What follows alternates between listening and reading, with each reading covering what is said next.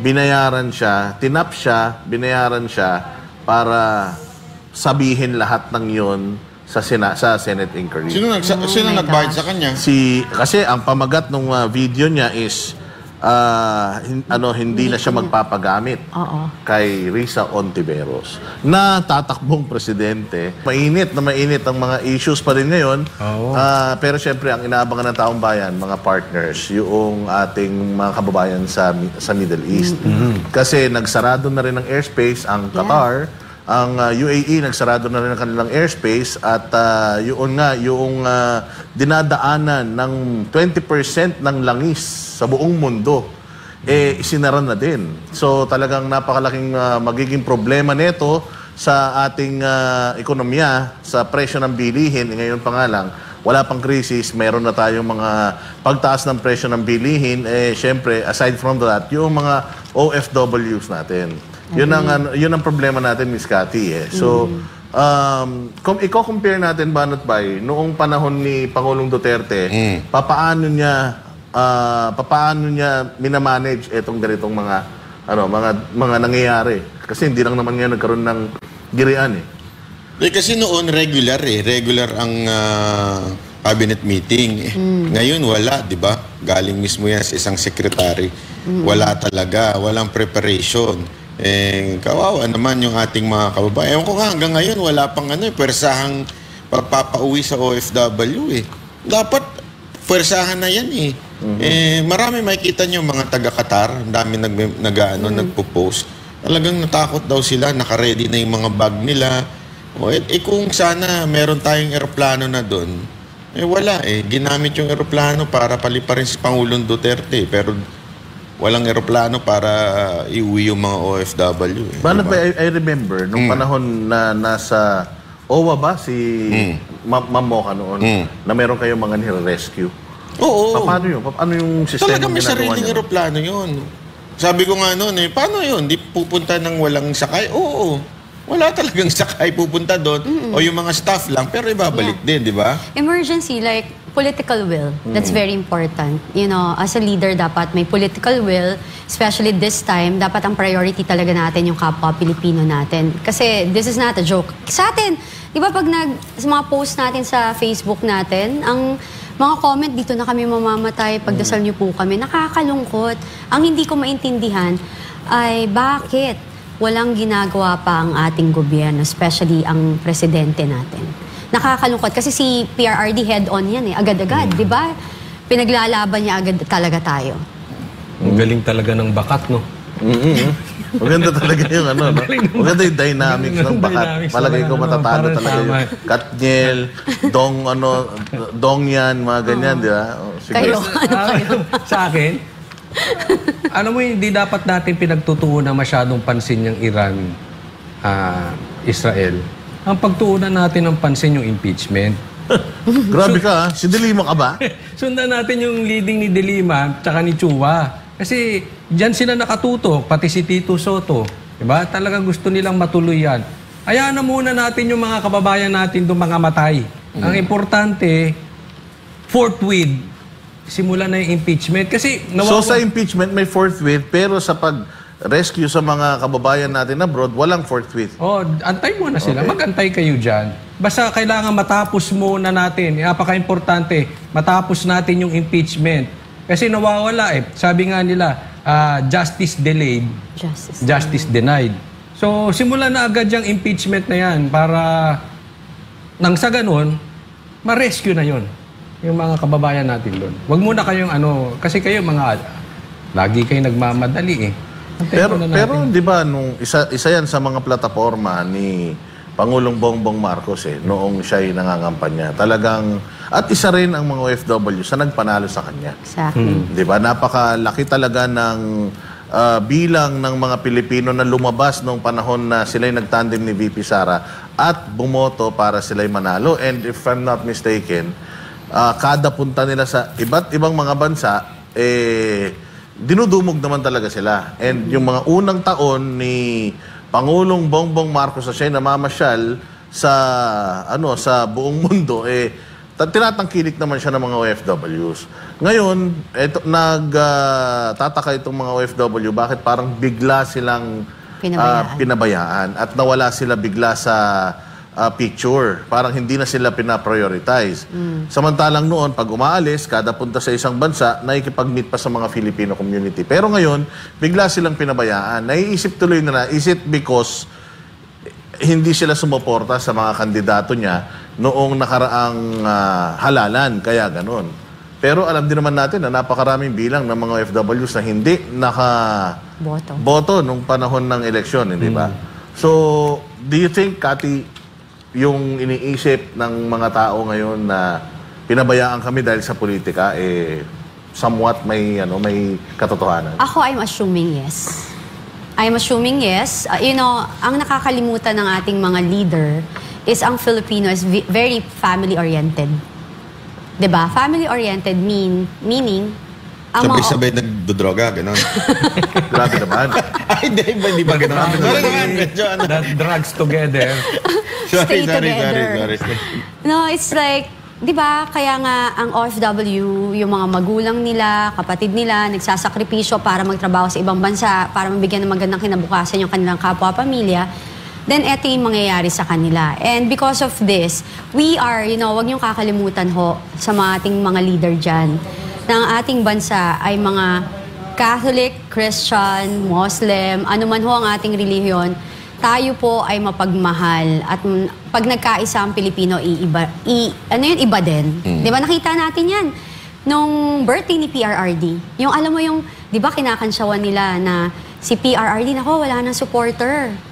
Biglang lumabas yung mga silent supporter, biglang bumuhos. And I hope that will never happen again with what's happening right now. Yes, and considering na ang mga OFW, yung tinuturing natin na bagong bayani, sila din yung nagpapasok sa atin ng malaking pera. Yan actually ang naging naging lifeline natin noong pandemic. Correct. Na sarado ang ekonomiya, pero ang mga kamag-anak natin na nasa abroad, patuloy na nagpapadala ng kanilang remittances dito sa Pilipinas.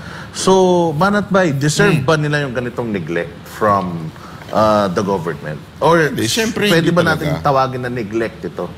Hindi, alam mo, yan talagang naalala nyo yung empathy ni Pinoy?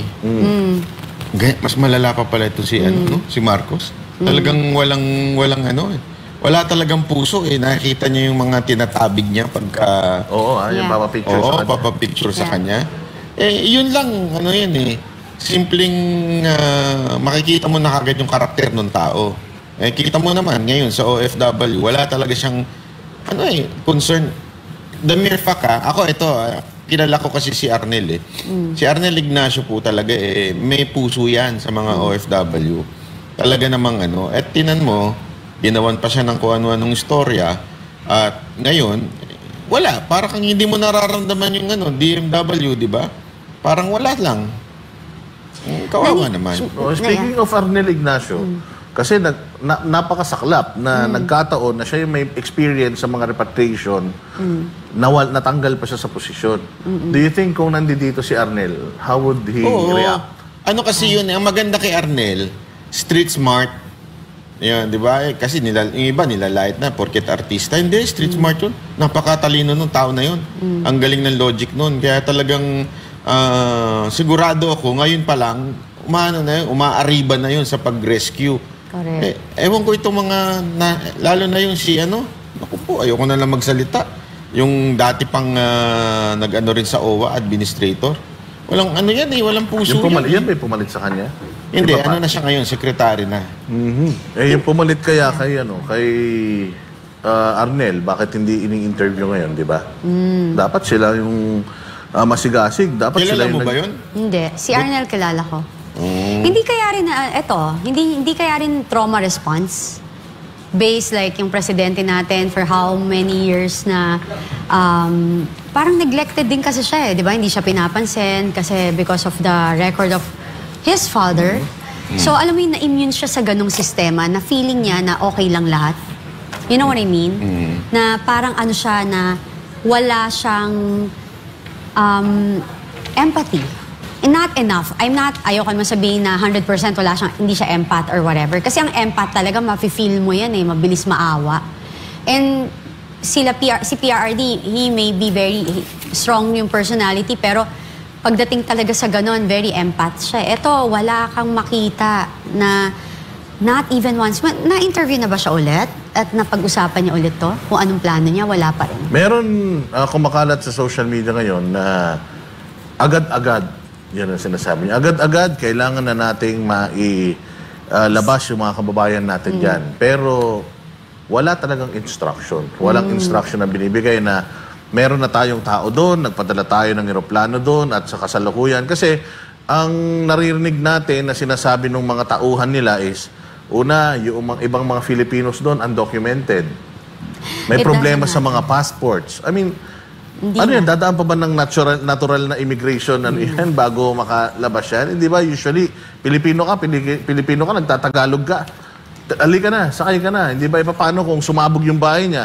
Lahat ng mga gamit niya wala na siyang pagkakakilanlan. Pero Pinoy siya. Hindi yung ba isasakay sa aeroplano mo yan? Di ba? And also like, common sense yun, di ba? Pag TNT ka, pinabalik ka naman sa sarili mong bansa. Di ba, it's easier for them na, di balik nyo na lang. Then, eto pa, emergency to. Eto, mas malala pa to sa 911. Automatic to, all leaders, talaga yung protocol niyan. Automatic. Pilipino ako, kinukuha ko ng bansa ko, let's go. Di ba? Kesa magkaroon pa ako ng additional casualties here sa bansang inaano ko. Obviously, hindi talaga dyan ang focus nila Ang talagang, sa ngayon, nakikita natin, ang focus talaga nila dito sa SONA.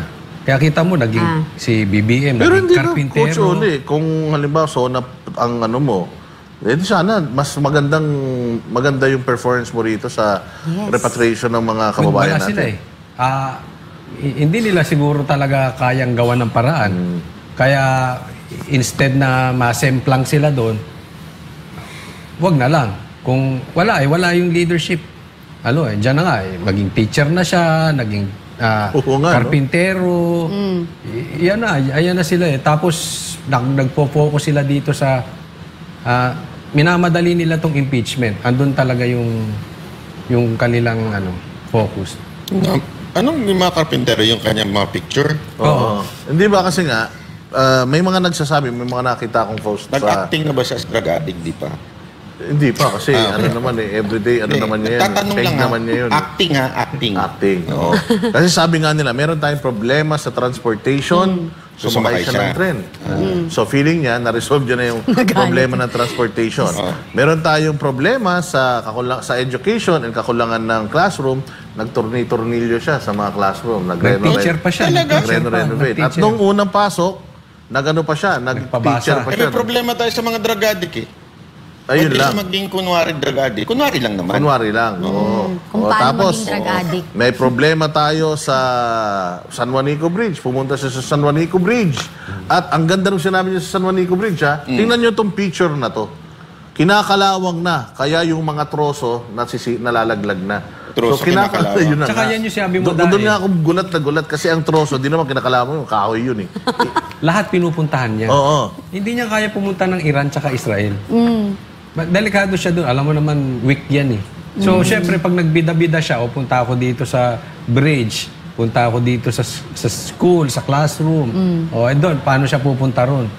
Alam mo, speaking yung gera na yan, ang ganda nung napanood ko na video ni PRRD, na-explain na yan, dapat talaga walang EDCA.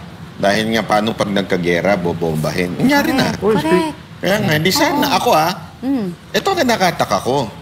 Yung mga maiingay na mga komunista, na mga NPA, dyan sa Kamara, na galit sa US. Di ba dati, rally US, tuta ng US. Ba't di kayo mag-rally ngayon? Patanggal nyo yung EDCA.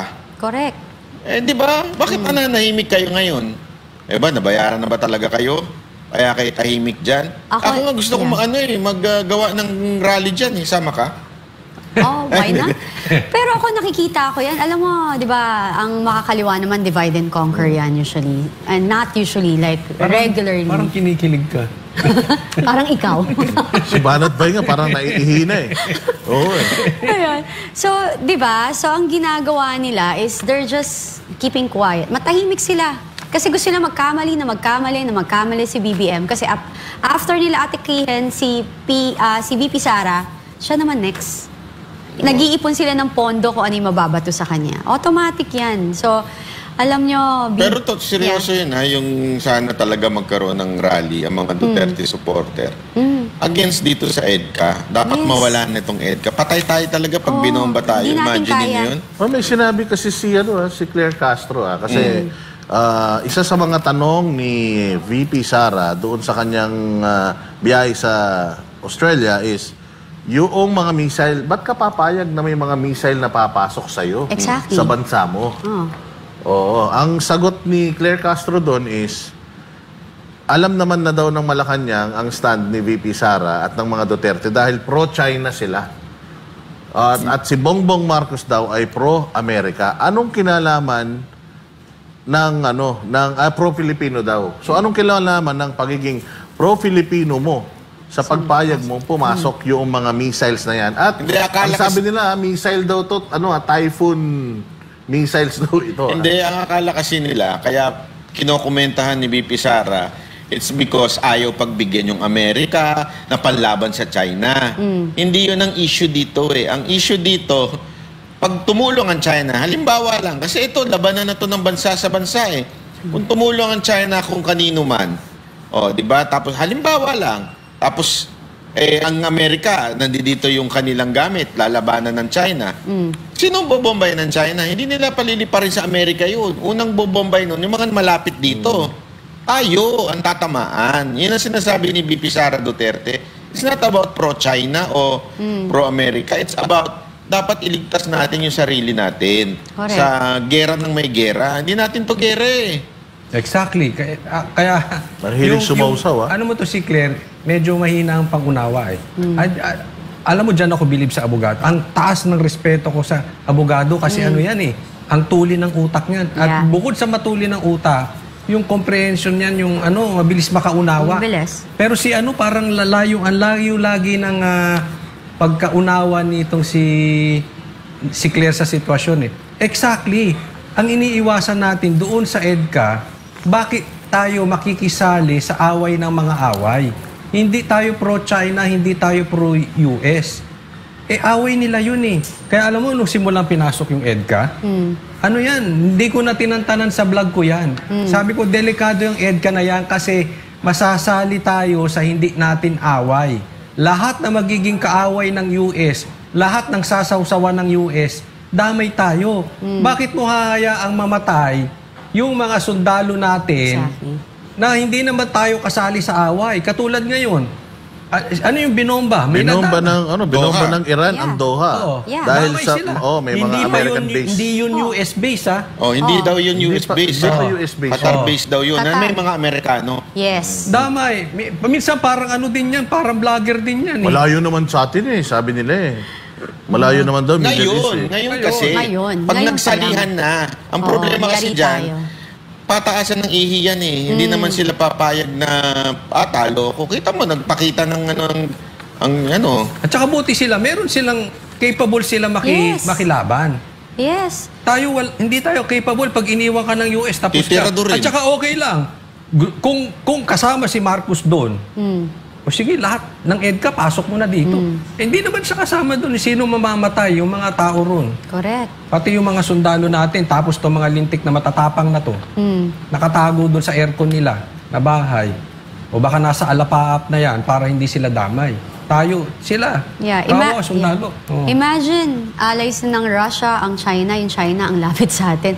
Di ba meron silang weapon na like split seconds, kaya tayong... Supersonic. Yes. Supersonic. Ang ganda nga Kaya ng tayo. paliwanag na nakita ko sa TikTok dyan eh. Kasi yung mga, just in case nagkaroon na ng kampihan, World War na ang tawag dyan. Yung North Korea, bobombahin ng South. Yung China, bobombahin ng lahat ng katabi niya na Taiwan, pati yung kalaban, Taiwan. kasama Taiwan, Taiwan. At siyempre, yung mga may American base, katulad Yes. na rin sa atin. Automatic. Yung Russia, itutuloy na nila yung pambobomba nila sa Ukraine. Talagang Yes. dudurugin na nila. Dudurugan na nila. Kasi nga, labanan na yan ng ganyan. Tayo, bakit tayo? Wala naman tayong involvement eh. Hindi naman tayo dapat sumali dyan. Kung isipin nyo kung wala yung EDCA, walang Amerika sa atin, hindi naman ba tayo gagalawin? Sino kukunin nila dito? Correct. Anong kailangan nila sa atin? Mga kamote rider, tsaka mga kamote driver? Yun lang ang marami tayo eh. Di ba? Wala silang interest sa Pilipinas. Unless, dito nga ito mga kano. Yun lang eh. So kailangan malaman talaga din natin kung ano yung purpose and reason ba't talaga nandito yan. Kasi ang dami ng mga bagyong dumaan sa atin. Wala naman tayong nakikitang mga Amerikano na tumutulong sa atin sa mga relief operations. Exactly. Samantalang yun ang sinasabi nila na itong mga EDCA sites na ito ay para daw mabilis yung mga humanitarian efforts. Lalo na kung may mga kalamidad dahil bagyuhin daw ang Pilipinas and so on and so forth. At saka kailangan malaman natin, anong bang deal? Yes. Bakit nadagdagan? Bakit dumami ng ganito? Again, hindi tayo madamot. Kaya lang, mahirap madamay sa isang gulo na hindi naman talaga tayo involved at wala tayong Hindi, interest. alam mo yung mga documentary sa Netflix, yung bayong-bayong na dinadala ng mga CIA. Na pera? Oo, napapanood niyo yun? Ito talaga documentary to. Pag may huhulihin sila, pag may gusto silang gawin sa isang bansa, meron silang bit-bit na bayong-bayong na pera, iaabot dun sa leader ng particular na bansa para kunin yung mga kung sino man yung gusto nilang kunin. Nanunuhol, nanunuhol sila. Posible kayang may ganong nagaganap. Ano sa tingin mo, Miss Cathy? Kasi di ba, familiar ka sa galawan dyan sa Malacanang, mga tao dyan. Well, kung kayang gawin ng local, why not international? Mas malaking pera, di ba? So, and they can do it using private planes. Then, hindi haharangin yan pag nakatimbre. May isa pang banat si Claire Castro. Speaking of comprehension, dahil sabi nga ni Coach Oli, pag abogado ka, ang comprehension mo kailangan supernatural, di ba? Grabe ang wordplay ng mga abogado. Meron sinabi si VP Sara din sa Australia na yun daw sinasabi nilang paglago ng ekonomiya, pagbaba ng inflation, sa papel lang. Ang sagot ni Claire Castro doon, nahuli natin si VP Sara, umamin siya, merong papel. So, ibig sabihin, may papel, may resibo. Oh my Hindi ba God. prank yan? Hindi, totoo. Pang tanga eh. Totoo talaga. Baka Sinabi niya masyado talaga na yun. siyang nabibigatan sa kanyang butterfly sleeves kasi palaki ng palaki. Di ba? Alam ko lang na Kasi di ba, Coach Oli, yung sinasabi nilang sa papel lang, sa basketball, ganyan di ba? Na puro superstar. Pero sa laro, laging naman talo. So sa papel, ang lakas-lakas. Pero sa totoong buhay, laging talo. Daya. So baka in case hindi lang naiintindihan ni Claire Castro, yun po ang ibig sabihin ni VP Sara doon. Na on record, ang ganda nung nung standing natin, ang ganda ng binabalita nyo tungkol sa inflation, ang credit natin, score natin tumataas, di ba? May mga ganyan tayo Pero alam mo, mula nung lumabas sila Lenny Robredo tsaka si Gadon, parang bumaba ang tingin ko sa mga abogado. Tapos May pumasok ganito pa pa. to si Claire, Meron pa isang abogado, best friend ka na may best friend kang abogado, di ba? Na rason din kung ba't bumaba ang tingin mo sa mga abogado. Si Kabutas? Isa pa yan. Ewan ko dyan. So yun yung ibig sabihin doon ni Alam mo, Vice President. Sa papel na yun, galing din naman sa kanila yun eh. Oo nga. Parang gawa-gawa. ina-acknowledge daw ni Sara na may ibig sabihin may resibo, maganda talaga daw ang ekonomiya. Pero ang ibig sabihin ni VP Sara, maganda lang sa papel, pero wala. sa katotohanan, pag nagtanong ka sa taong bayan, sabi nga niya, pag mahirap, sobrang hirap. Yes. Pag mayaman naman dito, sobrang yaman. Walang balance. Oh, Yun di na ba? lang Hindi balance eh. Sa mga adik eh. Tanong niyo yung mga kaibigan yung adik. Tumatago ba o nakalutang?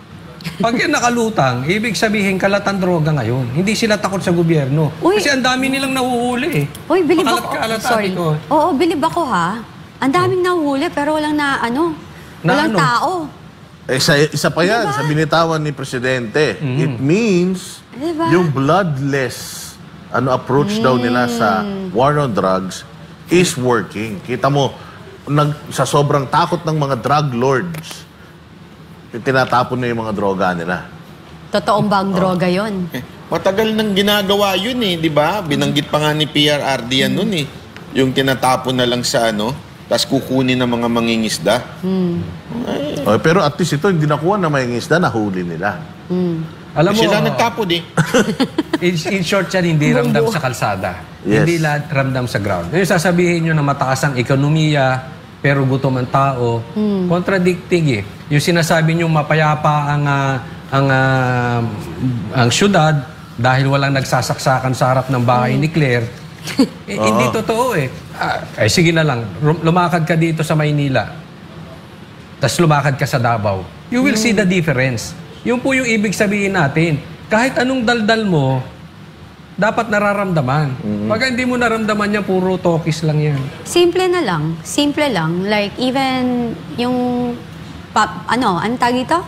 Mga, what do you call that? Produce natin.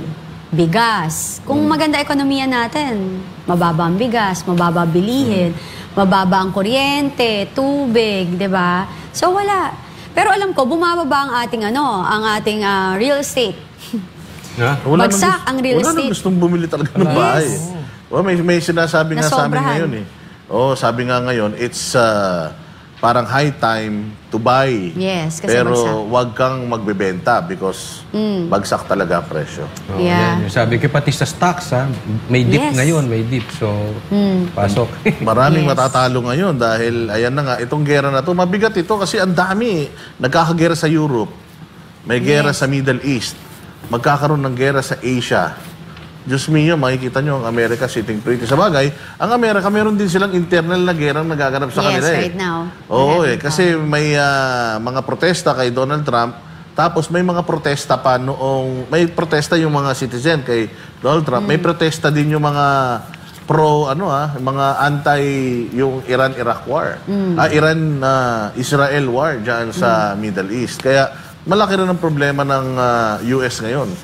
Yeah. Pero sa tingin mo, mas malaki ba problema nila kasi sa problema natin? Coach Oli? Malaking problema natin.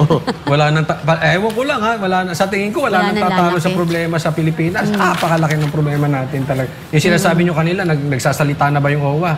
Hindi pa sila nagsasalita. Nagsasalita si Claire pa lang. Doon pa lang alam mo yung timbre. Si BP Sara naghahanta ng 16 panel niya na lawyers. O yung kaibila, nagdagdag ng spokesperson.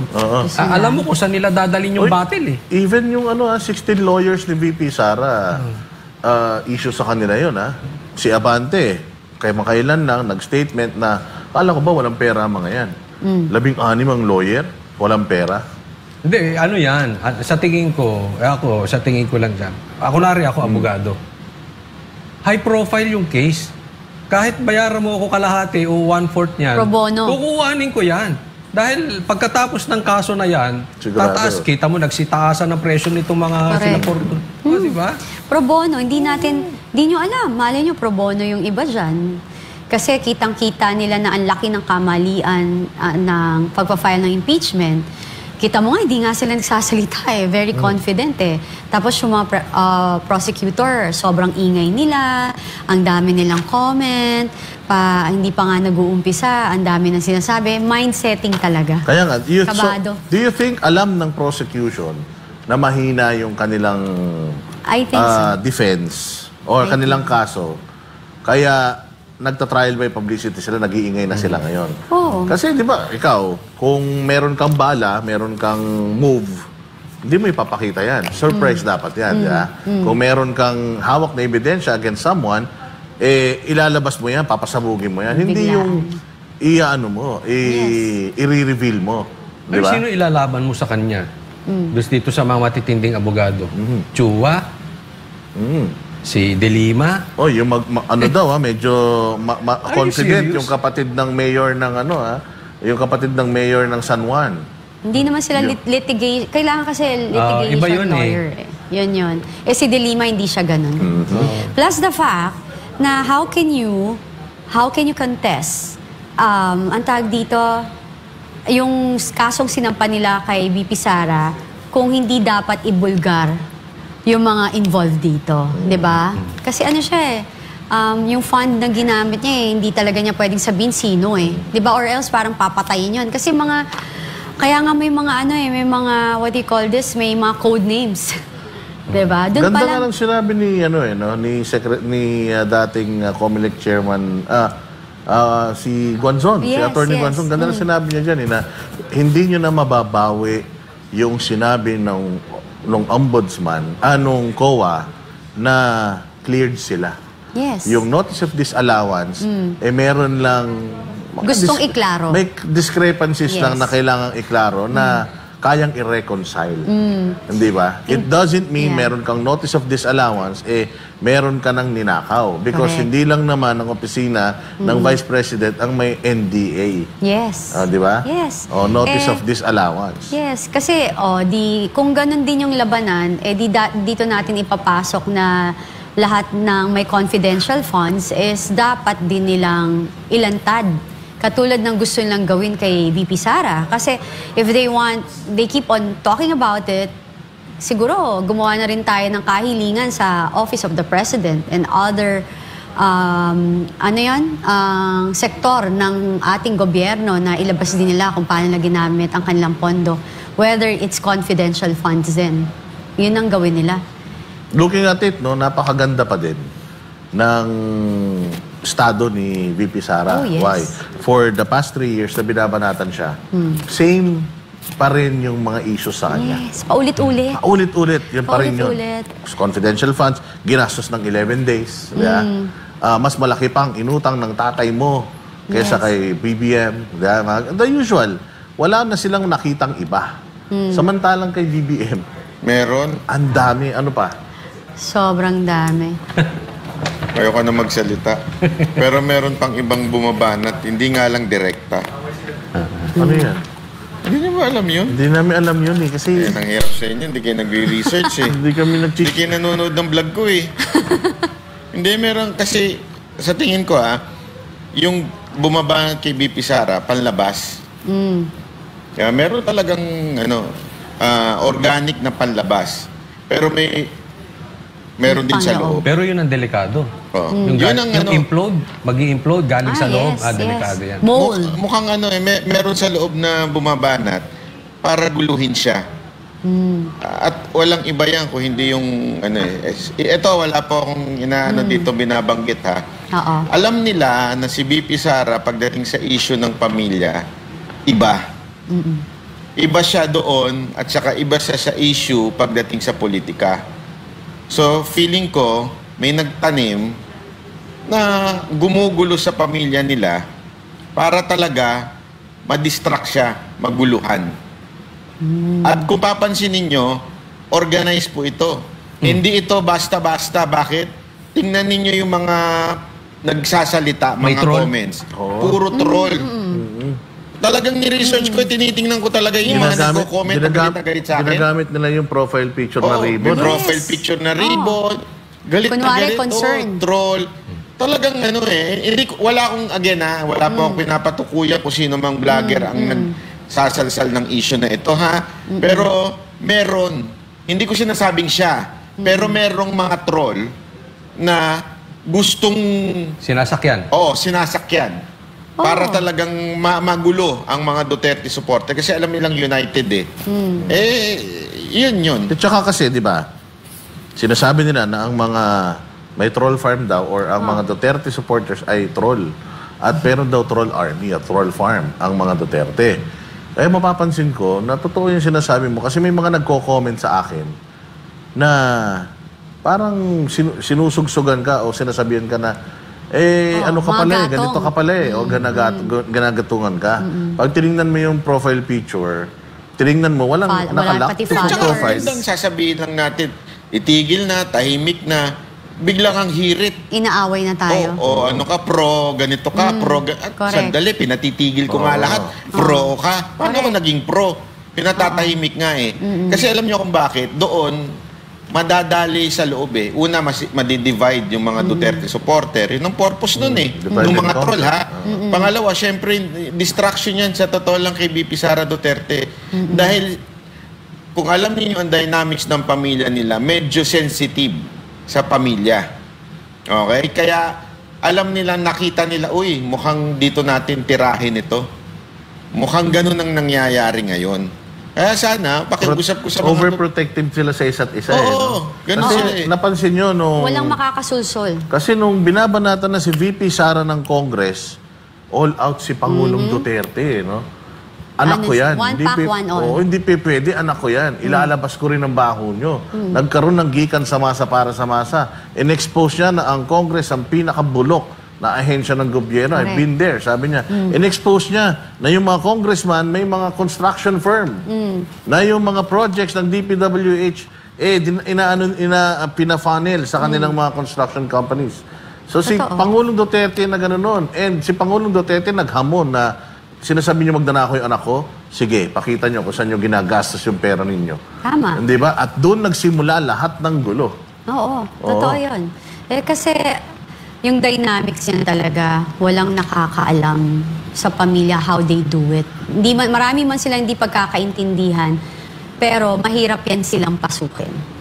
Kaya right now, sabi ko, bittersweet yung nangyari kay PRRD, di ba? Sabi nga ni BP Sara.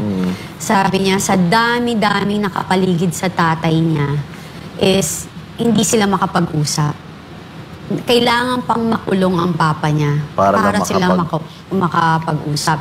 Kaya ang ginawa nila, sila-sila lang para hindi na sila mapasukan ng kung ano man or magkaroon ng miscommunication, sila-sila na nag-uusap.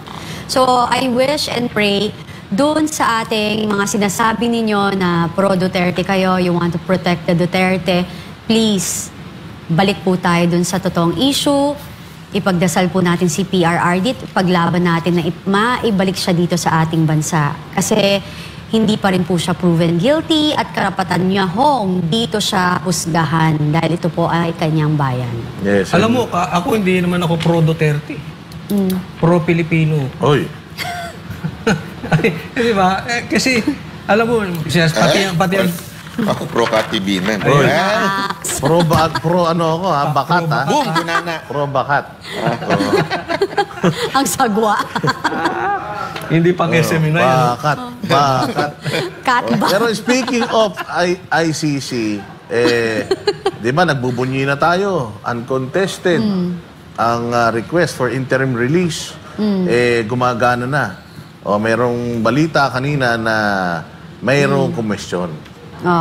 So, it means hindi pa rin ito sigurado, hindi pa absolute, hindi pa siya hindi pa siya inevitable. Kasi meron pang meron pang nag-contest na mga prosecutors. Well, ganun lahat. Pero it doesn't mean na madedenay ka agad. Kasi prosecution sila eh. Ang magde-decide pa rin ng mga judges. So, alam mo, again, mindsetting na naman. Dinidisappoint, dinidiscourage. Pero always remember, eto to, parang kay OGC na paniniwala or kahit sino may faith kay God, hindi mananalo ang kasamaan sa kabutihan. So, dun lang tayo. So, galawang kaliwayan eh. Diba? Hindi mangyayari dyan. Napaka-demonyo mag-isip ng mga yan. Basta dugtungan ko muna kasi baka ma-misinterpret ako, hindi ako pro-Duterte. Baka naman hindi ako pro-Duterte, pero alam niyo po, nasasaktan ako. Alam naman to ng mga kakilala kong siguro mga Duterte.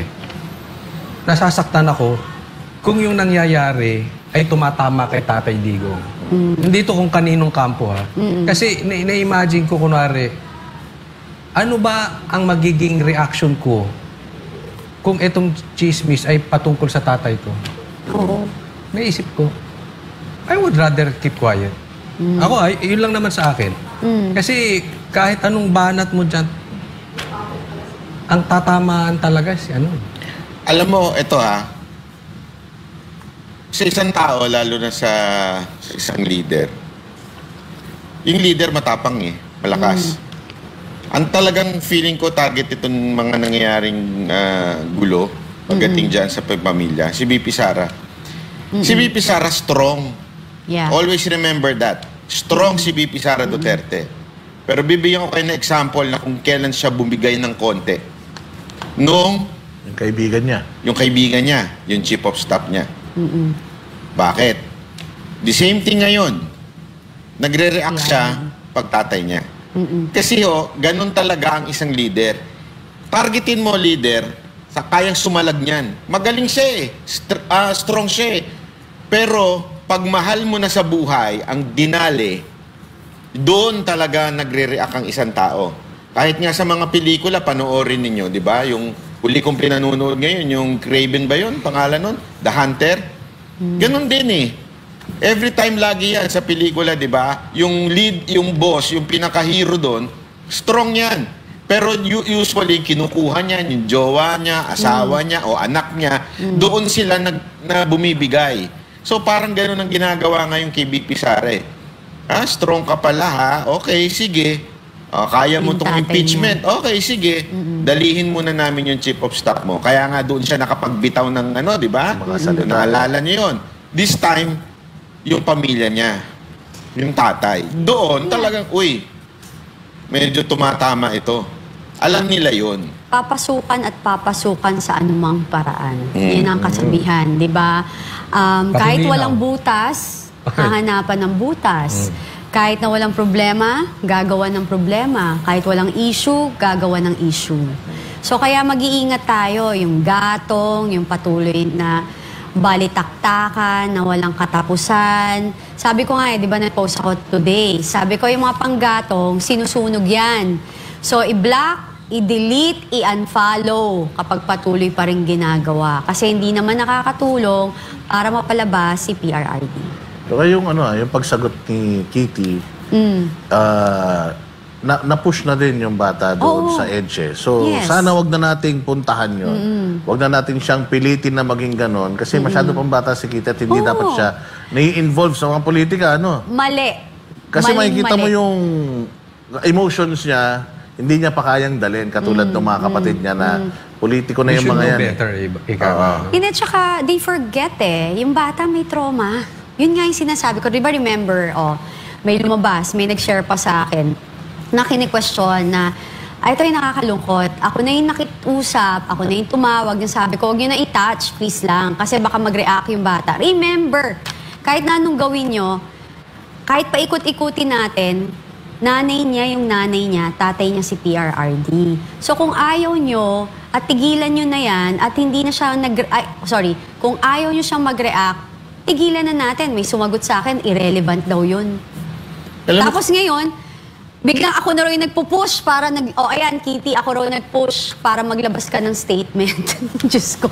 Pero ikaw sa tingin mo dapat itigil na. Dapat, di ba nagsalita na yung pamilya stop na natin to. Let's go back to the normal channel. Klaro natin kasi pangalanan ko na. Hindi ako galit kay Maharlika. Kasi kahit naman yung kampo nila Joey, na medyo isa pa yon na nagsasabi doon sa Kitty, ayaw din namin yun.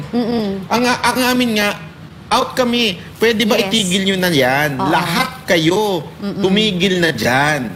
Kasi nga, kawawa naman yung mga anak. Di ba, alam nyo kasi ito nangyayari. Nakaka-breaking news lang din Di ba yung sinabi ni Trump na kinausap niya na daw ang Iran at Israel, hindi na magbobombahan. Tapos hindi pala. Oo. Alam mo sagot ng Iran? For now, tigil. Okay? Pero, kung bumomba Israel, bobomba rin kami. Parang ganun ang sinasabi, tuloy-tuloy pa rin. So, sa loob-loob ko, ganyan ang senaryo sa awayan. Yung, paano pag bumira siya, bibiri rin ako. Birahan na tayo. Simula na naman. Oo. Kaya nga sinasabi, pwede ba tumahimik na lang, tigil na lang, kung gusto niyang dumiretso, tumigil ka na. Kahit kasi gagawin yan, sasaktan yung damdamin mo, yung ego mo. Pipitikin yung ego mo. Correct. Para kung mag-react ka. Pag nag-react ka, bobomba na naman si isa. Parang ganyan ang gera. Ang gera, ano yan ego and pride ng mga leaders yan Exactly. Ang apektado naman, yung mga citizens nila. And yan po ay biblical. Si Lucifer, anghel. Matinong anghel yon. You know what happened? Because of his pride. Kaya siya naging satanas. Correct. Napasama. Pride na gusto niyang maging katulad ng Diyos. Pride. Kaya same thing, ang ginamit niya kay Adan at Eva. Anong sinabi niya kay Adan at Eva? Magiging katulad niyo, Diyos. With the knowledge. Ganyan. Anong tawag doon? Pride. Gusto mong pumantay ka. Hayaan mo na bumagsak ka o ikaw nang pagbaba ng ego mo. Eh kung dumadaldal pa siya, ibaba mo na ego mo, hayaan mo na. People would see na kung anong kang klaseng tao. Kaya ang ganda ng status ni Baste. Hindi mo sinisira ang Duterte o family namin. Ang sinisira mo yung sarili mo. Exactly. So sana, tayo rin ganon. Kung meron mang sumasaw-saw o yung nagtawag dito, nagkukonsinte, tingnan nyo na kaagad yung account, tingnan nyo. Fake yung account. Ibig sabihin, again ako naniniwala na somehow yung mga vlogger tulad ni Maharlika, tulad ni Joey, kung sino pang iba, they are also victims. Yes. Hindi ho sila wag yeah. natin silang anuhin. Biktima lang din po sila ng pangsusulsol nung mga taong operation na mga pulahan. Oo. Ginagawa silang pinasasakay sila Pinainit. Oo. Kaya nakita nyo naman yung statement ni Kitty na doon na yun Sabi niya, to all the supporters and vloggers, I understand. Diba? Sana nga doon na huminto Kaso lang kasi, yun yung sabi ko, may mental telepathy. May kanya-kanyang conclusion and explanation. Pag nag-comment, sige na to, lumabas ang dami.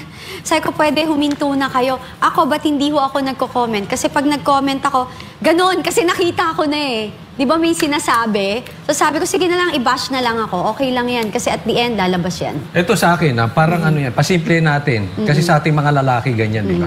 Halimbawa, may nag-aaway. Halimbawa, magsusuntukan si Banat Bay tsaka si Boss Dada. Ilalayo mo. Correct. Exactly. Pagka nagsalita yung inaawat mo, pigilan mo na. Totoo. Alari, ako umawat kay Banat Bay, ikaw umawat, ikaw na umawat kay Banat Bay. Siya Ako umawat sa awat akin. kay Boss Dada. Pag may sinabi si Boss Dada, awat, hindi yung, sige nga, Boss Dada. Tuloy, awatin kita kasi pero ganito hahawakan ko Alam si mo Banat yun? Bay, banatan mo ha. Oo. Ganun nangyayari, pasimple na lang natin. Pag-aawat tayo, Totoo. kalmahin mo na. Kalmahin mo yung inaawat mo. Yung inaawat mo, kalmahin mo. Wag mo na siya ngayon magbitaw ng suntok o ng salita para totoo sana sa loob. Yung pag-awat, try mo, pawatin mo. Kunwari, ano natin. Pero we have to clear. Pwede ko bang klaruhin na to? Gusto mo klaruhin ko to?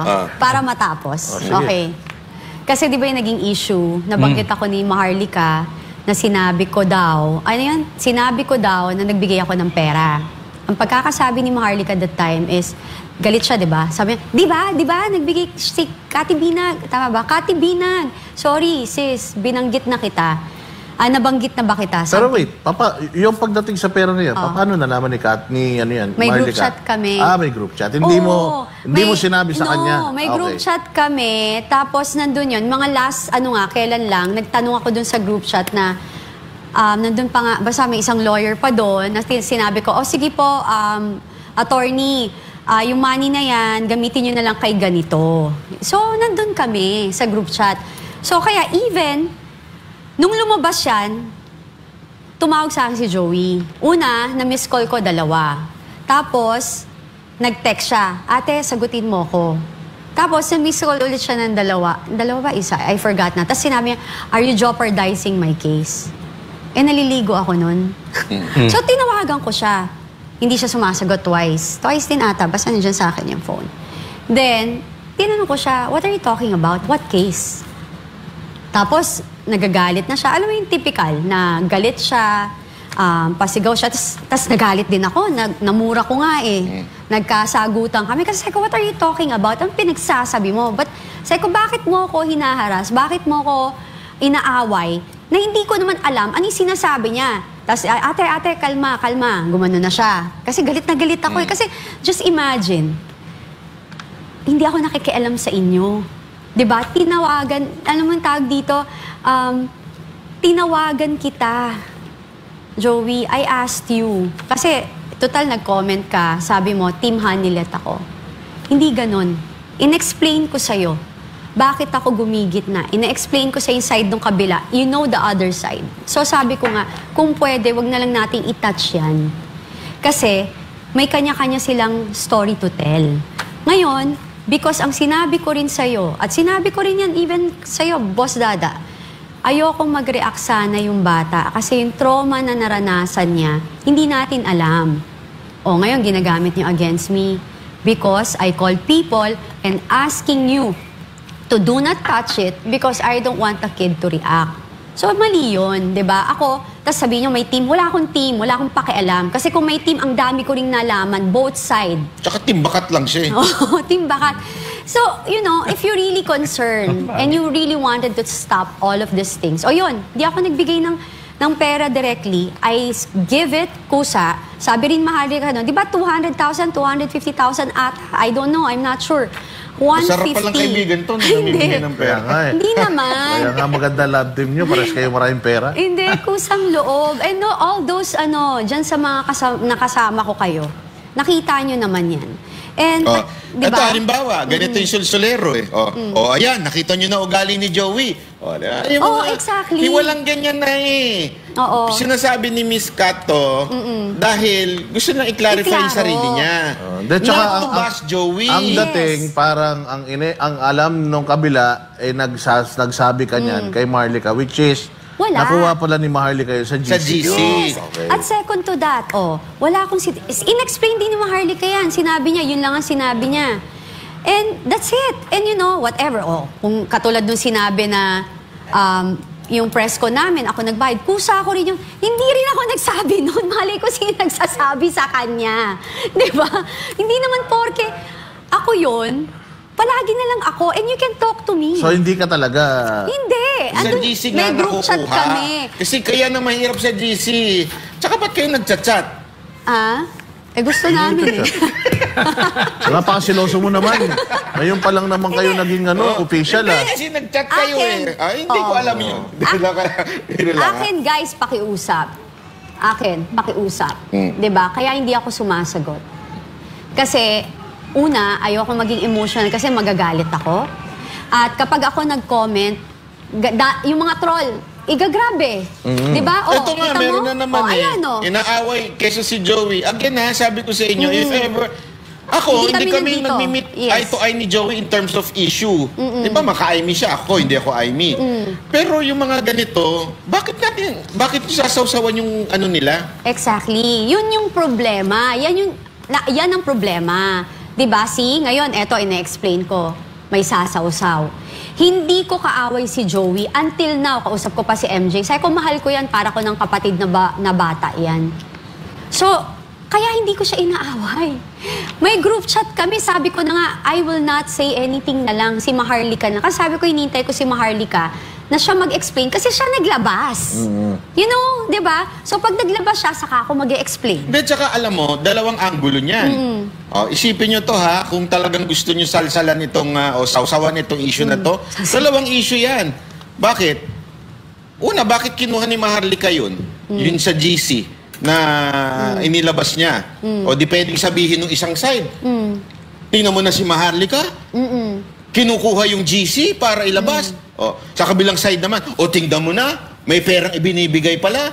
O gano'n pala si Joey. Kaya nga, sabi ko sa inyo, do not take sides. Yes. Diba? Do not take sides. Kung hindi naman kayo involved, do not take sides.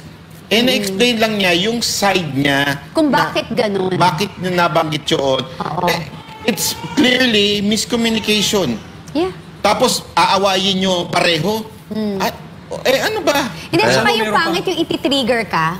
Kunyari, nakakapag-comment totoo yan. kasi tayo lahat eh. Di ba, syempre, you know, we're human and we friends natin. Yung iba, ako, I really hold my, I'm really, kaya yung, hindi po ako holy, hindi ako perfect. Pero talagang pag nanggigigil ako, pag nakita yung tad-tad na yan ng prayers. Alam mo yun? Kasi masama akong magalit. So, kinokontrol ko siya. Kasi, ayoko nun. Kasi ang pangit na nagkasama tayong minsan, tapos biglang ang dami nating sasabihin. And I believe na pag nagkita tayo at nagkalinawan, lahat to wala. And sa akin wala to. 10 years akong binubuli, sinasaktan. 14 years na ngayon. May comment na naman. Tingnan nyo na, tinitira ni Banat by si Maharlika. Hala, ina-explain ko nga, ganun ang reaction ng mga tao. Exactly. Hindi, talaga yan. Hindi nila pipilitin intindihin. Troll Bigyan yan. ko kayo ng halimbawa. Kahit sa mga post ko, sinisiraan kayo. Talagang tayo pag-aawayan. Alam mo, ang style pa niyan, pupurihin muna ako. Hoy, Coach Oli, buti ka pa. Ganyan ka. Alam mo, si ganito, tsaka si ganyan, yung mga kasama mo, ba't di ka na lang mag-solo? May mga magme-message pa yan. Alam mo, mas Sandali, magaling baka ka. mamaya sabihin pa nila, di ba dati sa'yo si Katas, ngayon na kay Banatbay na. Hindi, Sabi mo, exactly. hindi ka na available. Hindi, nakakatawa. For sure, di ba? Nandito ako sa Banateros. Kasi kaibigan ko si Maharlika, binabanatan ni Banatbay. We don't care. Ay, wala ka pang binibigay na pera sa amin. Baka mamaya ikalat. Wala pa. Wala. Hindi. At saka, Meron alam nga, mo, ang real daw, hindi pera. Oo. Ang nakakalungkot is, why are we even talking about it?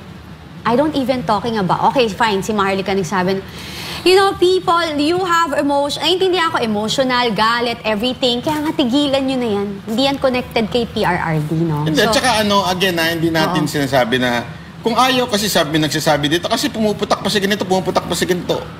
So, Huwag nyo entertainin. Huwag nyo problema huwag kayo sumausaw, tingnan Alam nyo. mo ito problema, dahil sa hayop na awayan na yan, wala nanonood ng vlog. Oh, napagod. Nagbagsakan ng mga views. Tinignan Correct. natin, tinignan ko yung mga views ni Coach Choli, ni Banatbay, views ko, pati views ng ibang mga Banateros. Ibang mga vloggers na pro Duterte. Ang pangit ng views, ang baba talaga, bagsak. Hindi, linawin Siguro, natin yan, hindi dahil sa gusto natin ng views. Hindi.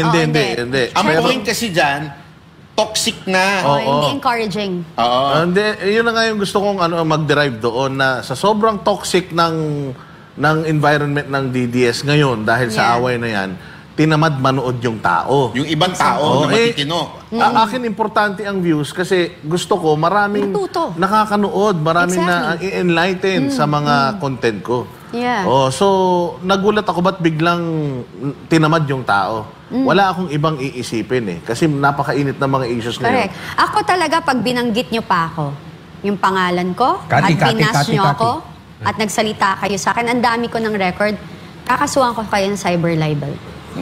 Nako. Kasi, kung yun ang magiging way for you to stop, I'll do it. Oo. Diba? Kasi ganun eh. Kasi diba, Hindi I ko have mahiligay kids sa eh. chismis. Kami na lang pag-chismisan. Kaya nga advice ko kay Kati, ang advice ko sa kanya, huwag makikinig sa mga kwento-kwento Yes. kung walang ebidensya. Pag wala kang personal knowledge, personal experience tungkol sa kinukwento niya, might as well, huwag mo nang sakyan. Just collect mo lang lahat ng information. Kasi maraming ganyan Maraming tatawag sa'yo, oy, ganito, Ang ganito, ganyan. dami, Marami yan. information, ang dami. Sabi ko nga sa inyo, di ba, for the past few days, kung talagang ako gusto kong makisali dyan, ang dami. Di ba? Pero mas pinili kong wag na. Wag na lang. Natural yun. Kaya sabi ko kung tayo nga sinisira, tayo na yun Paano pa kaya yung may team A, team B? Talagang at Kaya nga- rumble nila yan. Diyan sila masaya. Oo. Yung mga damon na yan. Kitang-kita mo, Pinagkarambol trolls talaga. Kaya kailangan na nating huminto sa ganyan chismis at ibalik na natin yung Normal siya. magandang diskurso. Yes. Meron issue ngayon. Ako kaya saglit pa isa. Sige. Isingit ko lang to para kung yung baka kala nyo kasi natutuwa ako. Pupunta kayo dun sa vlog ko o pupunta kayo dun sa Facebook ko. Yeah. Tapos magko-comment kayo. Nabuti ka pa, mas ganyan, mas ganyan, mas ganyan. Hindi po ako natutuwa. Wag na lang kayong pumunta ron. I don't care kung manood kayo or hindi. Basta wag nyong sisiraan yung kasama ko doon. Cywar. Oo, hindi nyo kami kaya sa ganyan. Tsaka lalo Maniwala na hindi kayo. ako natutuwa kasi sinasabi niyo mas mukha akong matanda at bata yun. Hindi nakakatuwa yun, ha?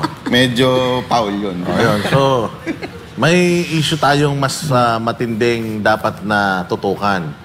At kanina lang sumabog sa social media yung si alias Rene. Nako. Oo, uy, may nag-send sa akin nun. Grabe, di ba? Ang bilis. Oo, totoo kaya. Alam mo, isang unang-una na-observe ko doon, walang starter. Ayun Tuloy-tuloy din. siya. Sino ba si alias Rene? Paliwanag lang natin. Ikaw, paliwanag mo. Si alias Rene po, yung testigo na ginamit ni Risa Ontiveros sa kanyang hearing para mapagtibay yung kaso ng human trafficking kay Pastor Apollo Kibuloy. At si Pastor Apollo Kibuloy po hanggang sa ngayon ay nakakulong dahil sa mga kaso na yan. And ito pong tao na ito, yung nagsabi na pinahihirapan daw sila, sinasampal daw sila pag hindi nakakabenta. Meron ba tayong video dyan? No? Pakita natin yung pakita video. lang natin Itsura, yung itsura niya doon sa Senate. Okay. Itong taon na to yung maraming mga kinwento na nagbibigay daw si Pastor Apollo Kibuloy ng bagbag na baril Oh my. kay VP Sara at kay PRRD. At ito rin yung nagsasabi na hindi pakita natin yung itsura niya sa Senate kung sino siya doon sa Senate para at least alam nila kung sino kasi sa Senate naka-face mask siya and yung nakasalamin siya. O, siya pala yun. Oo, Okay. doon siya din yung nagsabi na pinapahirapan sila pag may kasalanan sila ay pinapatapon sa bundok at Okay. pinapahirapan doon. So, napakadami pa niyang mga binagbabanggit doon na ngayon ay binabawi niya na. Oh. At sinasabi niya doon sa kanyang revelation ngayon or yung recantation niya, ang sinasabi niya is balak tumakbong presidente sa 2020. Imagine. Ano yan yan siya. Oh. Ayan. Oh, ayan siya, makikita niyo siya, nakasalamin. So, lahat dyan ng mga masasamang... Buhay to umabot ng 1 million ng binigay sa kanya 500. Tapos 12,000. Iba pa yun. Iba pa yung 12,000 kada iba pa yung information. 12,000 bawat may sasabihin siya na kasinungalingan. Grabe si Ontiveros Oo, nakakala mo, bait-bait. Solo lang niya. Di ba si Risa, if I remember, meron siyang meron siyang record na ganyan? Na, Di ano? ba? Yung Meron na parang rin. kaya niyang ano yun? Nakakalimutan ko na eh. Meron Yung before na nirereklamo siya ng... nagagawa siya ng ng... witness tampering. Yes, ganyan. witness tampering. Pero mahabaw yan, kaya pagpapatuloy natin yan sa susunod. Papanoorin pa ho naming mabuti. Oo, kasi hindi pa natin nakikita yan. Bigla na lang sumulpot yan. So, sana lang talaga pick upin din ito ng mainstream media, mga partner. Para hindi tayo magmukhang tayo yung di ba? Oo, hindi, para talagang para mapag-usapan din. Kasi napaka-importante nito, batas ang pinag-uusapan dito. Correct. Nakakahiya. Last message na, mga kababayan. Boss Dada. Yun, sa mga kababayan natin dyan sa Middle East, kapit lang, napakamalas dahil yung leader natin ngayon ay hindi si Pangulong Duterte. Tayo na mag-adjust para sa kanila. Ingat po kayo. Kung alam ko naman dyan sa Middle East, may mga bunker naman, yung mga bahay nila dyan. So sana ay safe kayo at sana ay in time, yung maganda yung timing ng gobyerno na may iuwi kayo dito. Wag na matigas ang ulo yung mga kababayan natin dyan na nagsasabi na mamamatay din naman kami sa Pilipinas sa gutom, dito na lang kami. At least may sweldo. Kung parang awa nyo na, nag-aalala po yung pamilya nyo rito, mga At saka anak iba nyo, yung asawa pag nyo, namatay magulang ka nyo. doon, Ang abo hirap ka. na. Pag namatay ka dito, at least may kabaong ka, makikita ka pa ng kamag-anak mo. Tsaka dito naman, kahit pa paano, 3 taon na lang titisin natin. Hindi, sabi mo yung sa sweldo. Oo. Dapat i-provide ng gobyerno yun. Dapat alagaan. Yes, while... May pera pa ba gobyerno. tayo? Ay, Wala tayong pera para doon. Sa ayuda lang tayo meron Hindi naman yan hindi naman sila pasok doon sa ayuda. Di ba? Pag ayudahan nga, pag simento yung bahay mo, hindi ka bibigyan ng ayuda. Di ba? Nung panahon. So yun lang. Masasabi ko mga kapwa ko Pilipino, umuwi na muna kayo dito. Yan din naman ang gusto. Kung si Pangulong Duterte ang presidente ngayon, pipilitin niya kayo. So sana ay maging safe kayo. Coach Oli?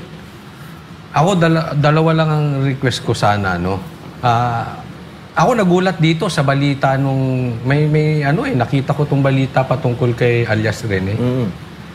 Ito ang dapat pinag-uusapan. Yan. So unang request ko sana yung makakatulong, yung may kinalaman sa bayan.